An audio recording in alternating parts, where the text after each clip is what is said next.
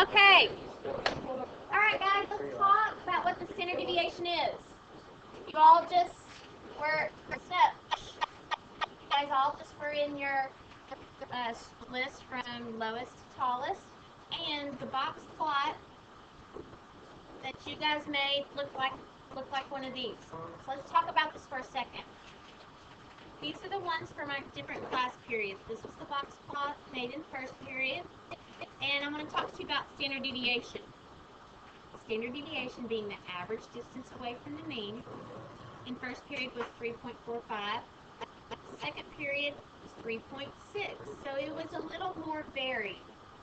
If the standard deviation is larger, then the data is a little more varied. There were more people farther away from the mean.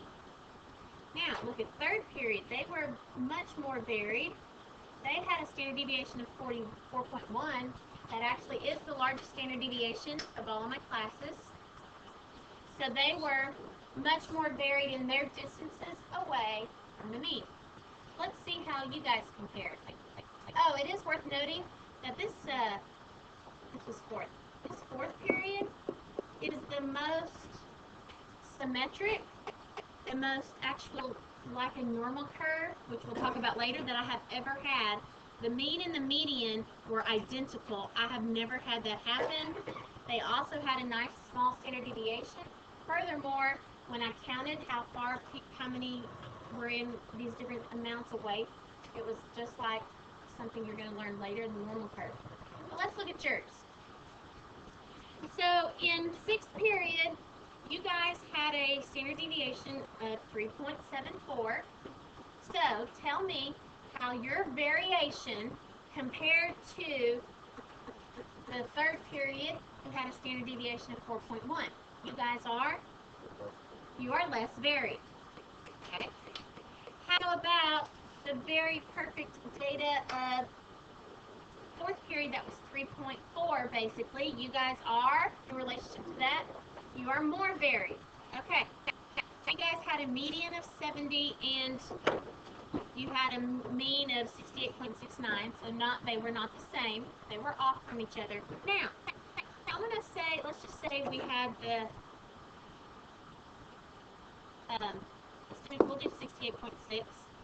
Okay, I'm going to tell you what being one standard deviation away from the mean means.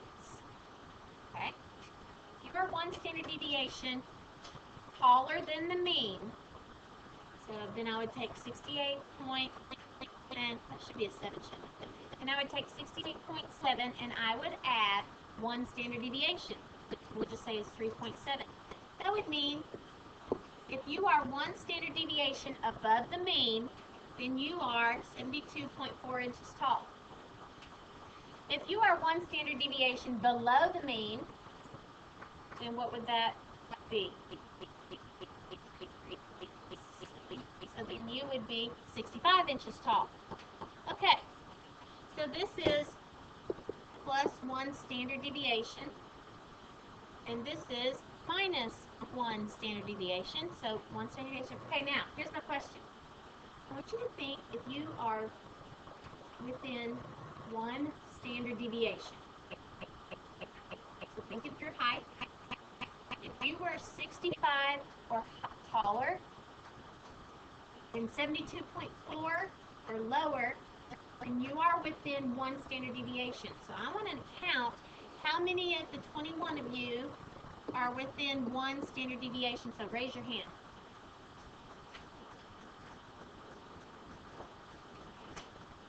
Hello. 3. Okay. Very good. Were you one? Yes.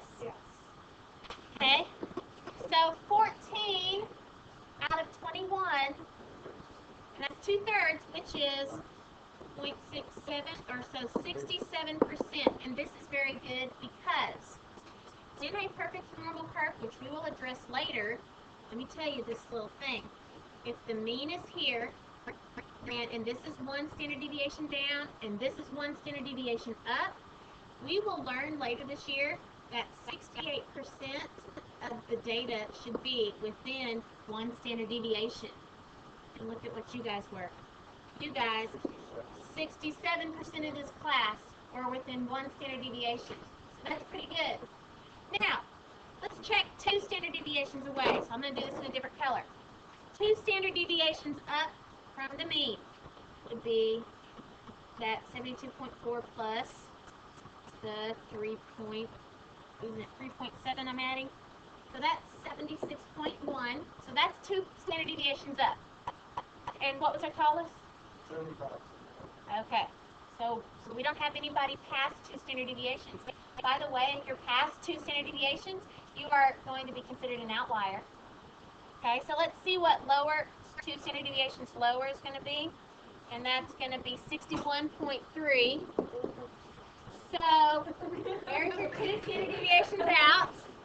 So my question then is, do I have anybody that is below 61.3? We have one person.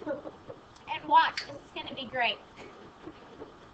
According to the normal curve, 95% of data is supposed to be within 2 standard deviations. Let's just see what happened. We had 20 out of 21 that were within 2 standard deviations. I'm not making this stuff up. Watch this. Which is, boom, 95.2%. Okay?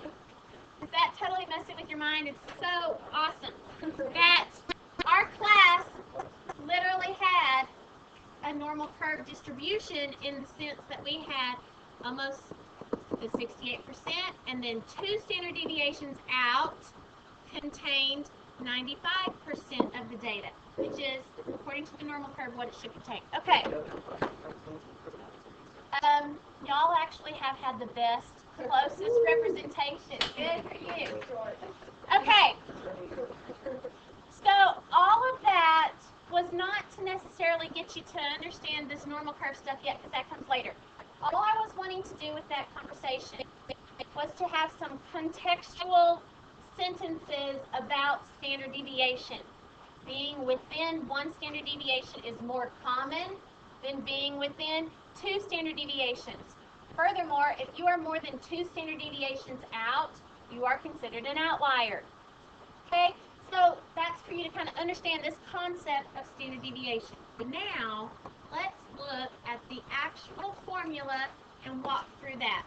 So here we go. You have this on the back of your notes that you picked up. You picked up the class notes on histogram, this on the back. So this is a formula that looks pretty big. I know that whenever I was asked to teach this class, I looked at the formula chart, and this would have been one of the things I looked at, and I was like, I have no idea what that is. I do not know if I want to learn new stuff all over again, but I have, and I love it. Let me teach you. This is not so scary, so we're going to baby step through it. Here we go. First of all, guess what? You are here. Here's you. There's little bright smiley eyes and your smiley face. Okay. This has a little eye there. That represents your individual height that you told me when you were lined up against the wall. So this is your individual height. And if you subtracted your heights from the mean, then that was your particular, what did I tell you you told me was called a? I said, you told me your deviation from the mean. So you told me your deviation score. So this is the deviation from the mean.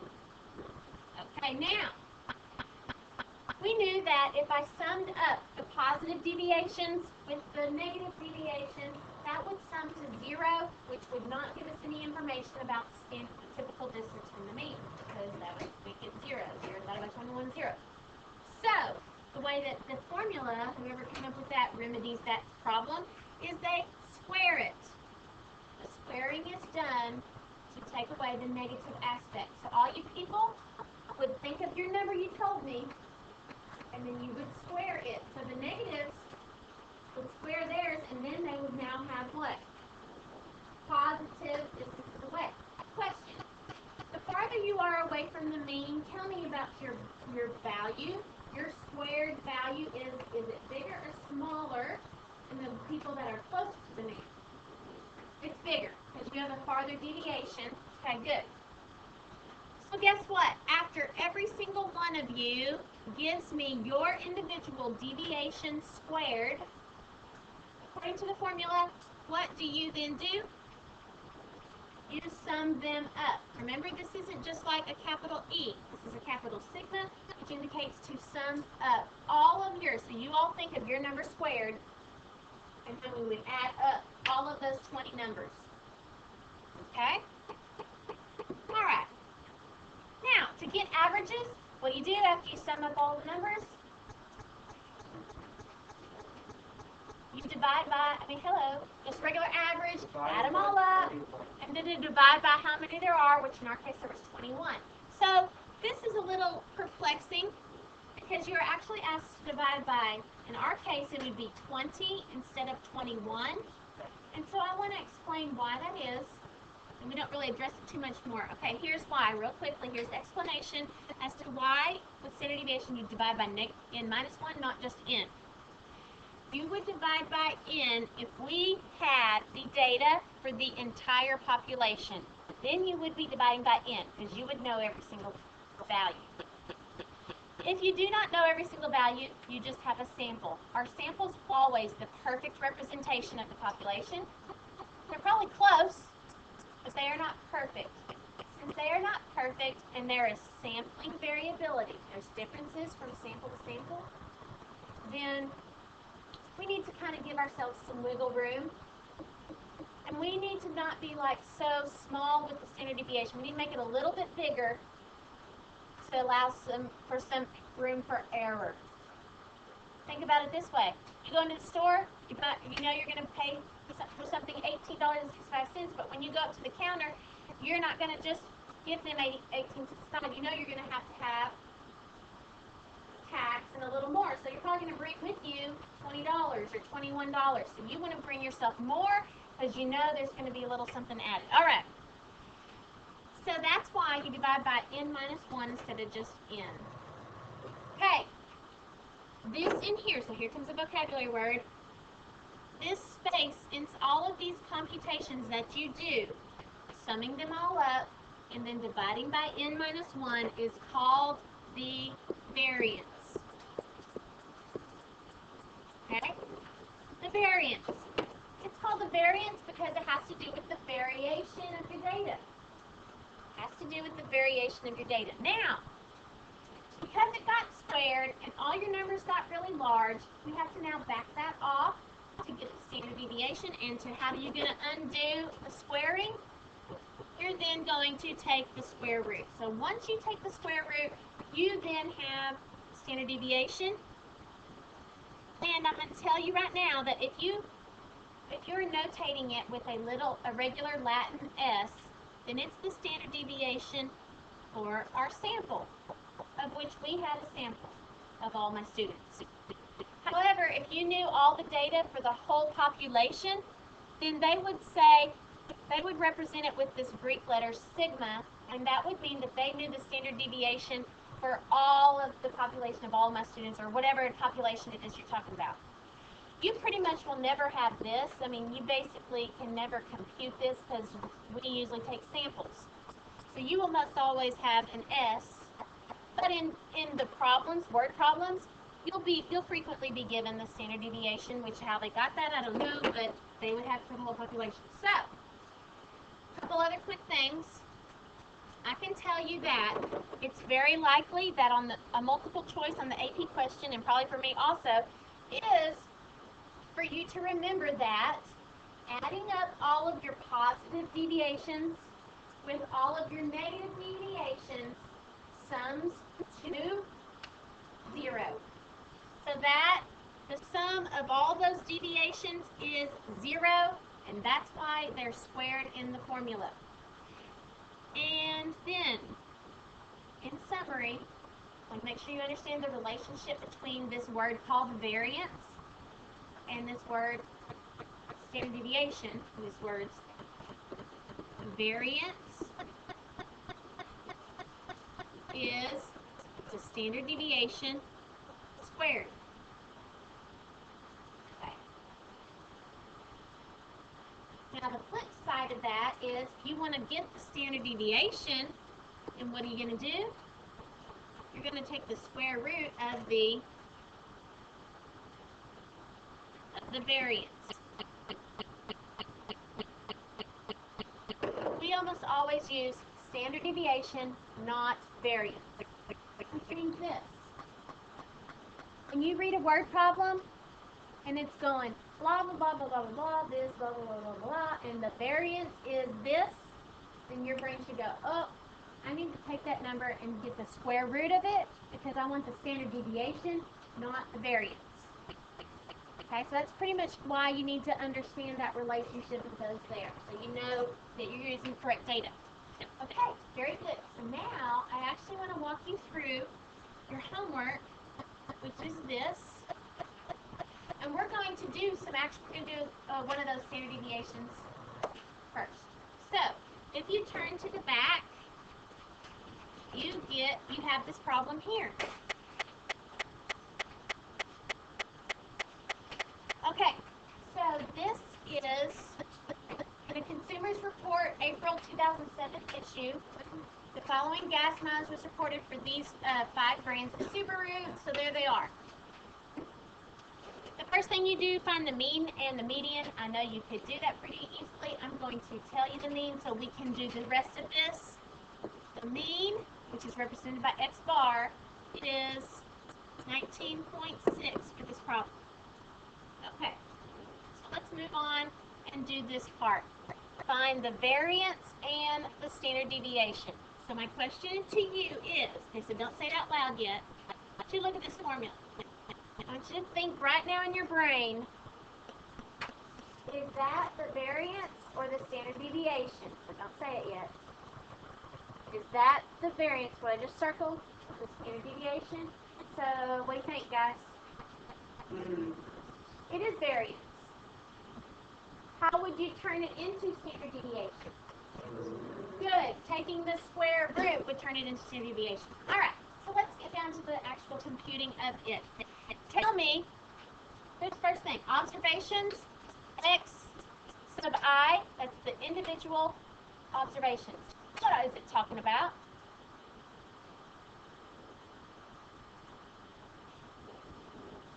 Yeah, good. These individual observations right here. So write those down. 16, 22. You do not have to write them down in order. Okay. So next, you are asked to find each of their deviations.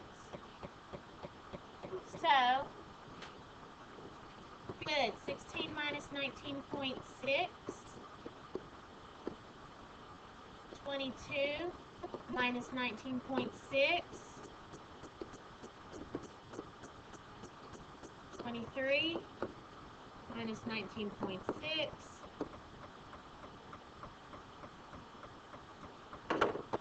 18 minus 19.6.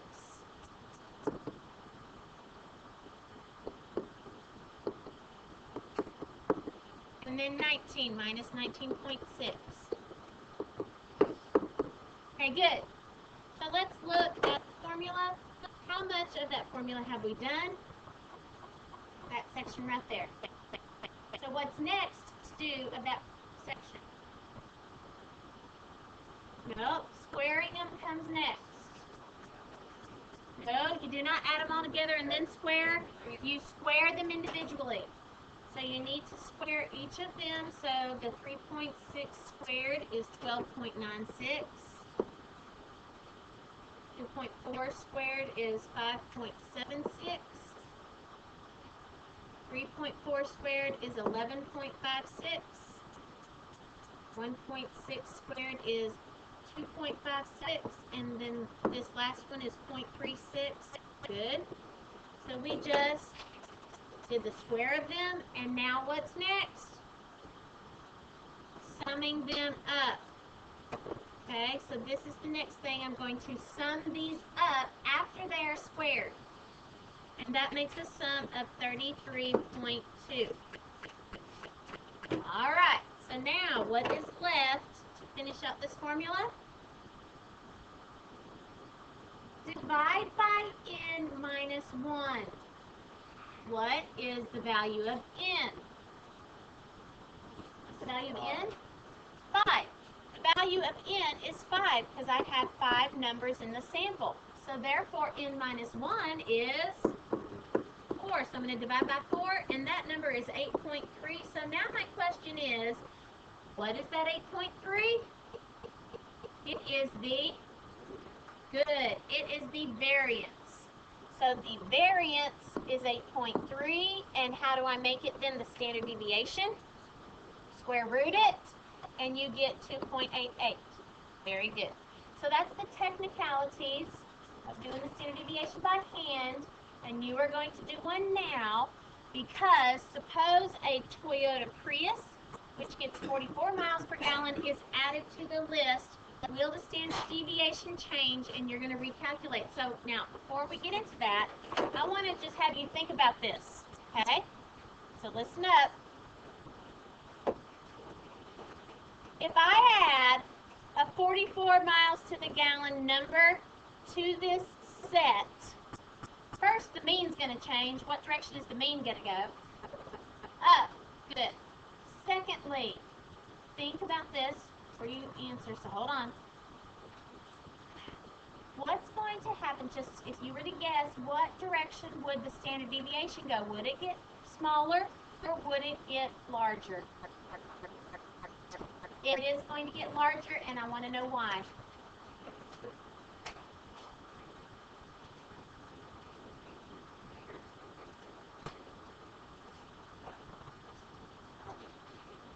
Okay. Okay. The mean gets higher, so those other things are further away from the mean. But, also this. Having a number that's far away, that just adds to the average distance away from the mean also. Okay, so good. The standard deviation is going to be more varied and a larger number. Good. So I want you to go through there and compute those. Also for your homework, number 5 and number 6 you are doing by hand.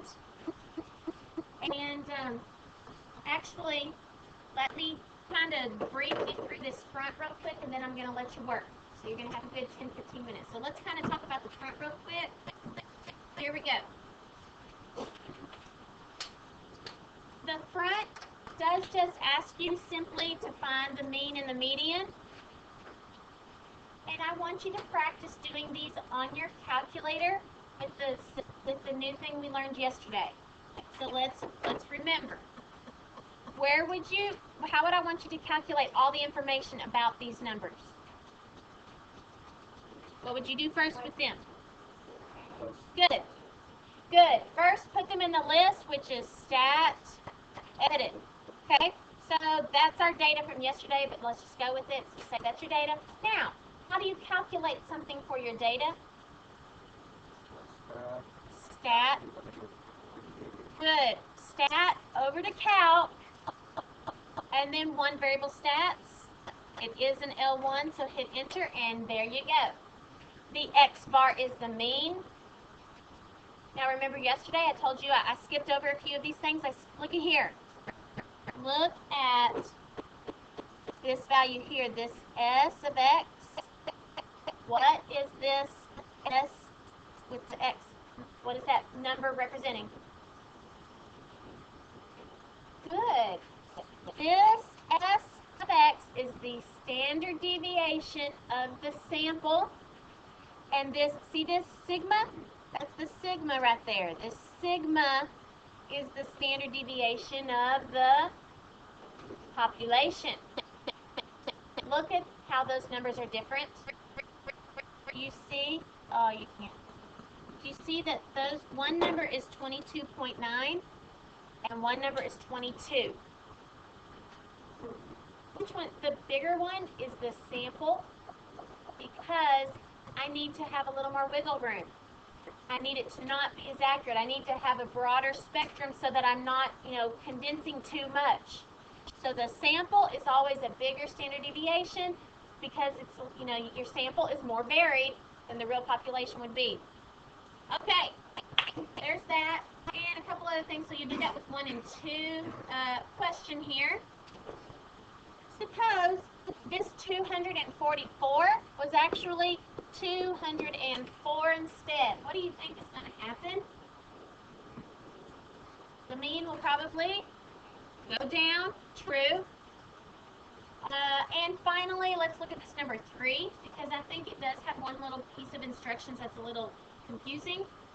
Find the mean and the median. It says create a stem plot, of which we talked about yesterday.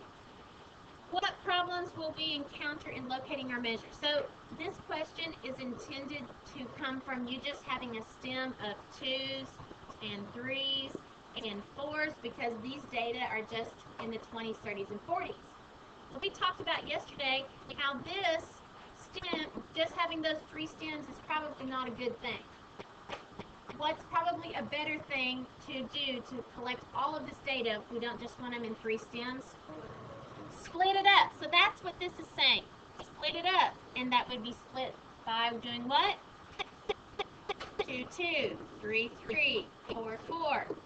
And then you would do all your things. Okay.